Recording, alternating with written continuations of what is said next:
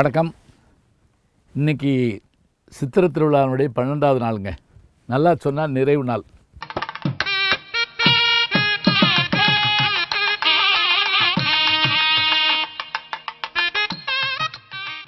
இன்றைக்கி 12ஆம் நாள். இன்று தான் சித்திரை திருவிழா, இந்த ஆண்டுக்குரிய சித்திரை திருவிழா நிறைவு பெறுகிறது. இந்த நன்னாள் இப்போ தொடங்கி 12 நாள் ஆயிடுச்சுங்கிற போதே நமக்கு ஆச்சரியத்தை தருகிறது. இந்த 12 நாட்களும் மதுரை உண்மையிலேயே தேவலோகம் போல காட்சியளித்தது. எத்தனை வகையான மக்கள், எத்தனை வகையான வேண்டுதல்கள், எல்லா உயிருக்கும் அருள் செய்கின்ற எம்பெருமானுடைய அந்த அருள் என்று நாம் பார்த்து கொண்டிருந்தோம். இன்றைய நிகழ்வுகளில் பார்த்தால் இன்றைக்கு எம்பெருமானும் எம்பெருமாட்டியும் எழுந்தருளி பொற்றாமரை குளத்துக்கு வருவார்கள்.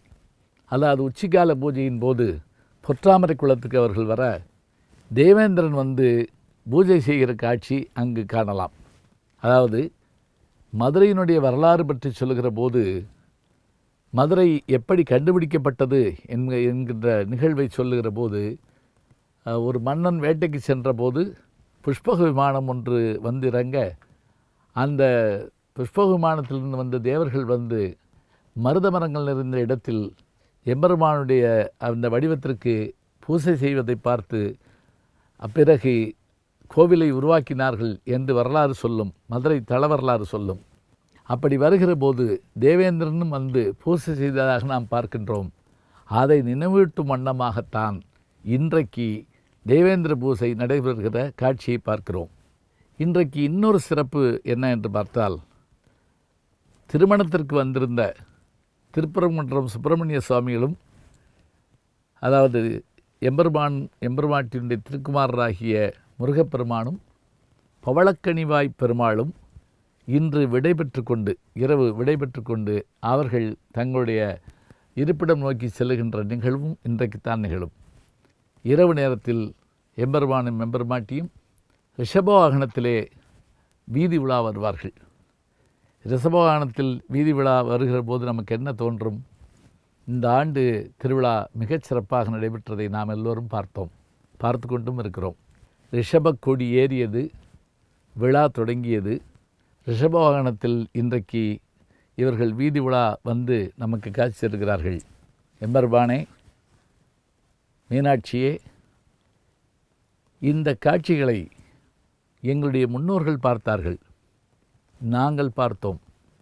எங்கள் தலைமுறையும் பார்க்க வேண்டும். அவர்களுக்கும் இவையெல்லாம் தெரிய வேண்டும். ஏனென்றால் இந்த உலகம் எத்தனையோ அரிய நிகழ்வுகளை பார்த்திருக்கிறது. அதில் ஒரு ஆச்சரியம் என்னவென்றால், 2000 ஆண்டுகளாக ஆற்றங்கரை நாகரிகத்தில் உயிரோடு இயங்கி கொண்டிருக்கின்ற ஒரு நகரம் என்று சொன்னால் அது மதுரை நகரம்தான். 2000 ஆண்டுகளுக்கு முன்பு எப்படி இருந்ததோ அதுபோலவே இன்றைக்கு அதை காட்டிலும் சிறப்பாக இருக்கிறது என்று சொன்னால் அதற்கு பெண்ணரசி ஆட்சி செய்கின்ற இந்த நிலைதானே காரணம். அதனால்தான் இலக்கியங்களில் சொல்லுகின்ற போது மதுரை காஞ்சி என்கின்ற நூல் ஒரு முழு நாளை மதுரையை பற்றி விவரித்து சொல்லுகிறதை பார்க்கிறோம். அடியார்கள் பாடுகின்ற பாடல்களை கேட்கிறோம். திருஞான சம்பந்தரும் திருநாவுக்கரசரும் மற்றவர்களும் வந்து எம்பெருமானை பாடுகிற காட்சிகளை பார்க்கின்றோம். இலக்கியங்களிலே மதுரை காலங்காலமாக சொல்லப்பட்டு வந்திருக்கிறது. இன்றைக்கு விழா நிறைவுறுகிறது. எம்பெருமானும் எம்பெருமாட்டியும் வீதி விழா வந்து திரும்பவும் அவர்கள் திருக்கோவிலுக்கு செல்கிறார்கள். நாமும் இந்த காட்சிகளெல்லாம் பார்த்துவிட்டு பிள்ளைகளோடு குடும்பத்தோடு நலத்தோடு விடைபெறுகிறோம். இந்த காட்சிகளை 2 ஆண்டுகளாக காண முடியாத ஒரு சூழல் ஏற்பட்டது. அவையெல்லாம் மாறி இன்றைக்கு இந்த அருள் நமக்கு கிடைத்திருக்கிறது என்று சொன்னால், மீண்டும் இவர்களை வணங்கி நாம் நல்வாழ்வு பெற வேண்டும், உலகம் செழிக்க வேண்டும், நாடு செழிக்க வேண்டும், நல்ல மழை பெய்ய வேண்டும் என்று வேண்டிக்கொண்டு விடைபெறுவோம். மீண்டும் சந்திப்போம். நன்றி, வணக்கம். வணக்கம். அன்புக்குரிய யூடியூப் நேயர்களே, நீங்கள் இன்னும் என்னை நெருக்கமாக பின்தொடர வேண்டும் என்று சொன்னால் ட்விட்டர், இன்ஸ்டாகிராம், ஃபேஸ்புக் போன்ற சமூக வலைதளங்களில் பின்தொடர்ந்து வாருங்கள். நாம் முன்தொடர்ந்து செல்வோம்.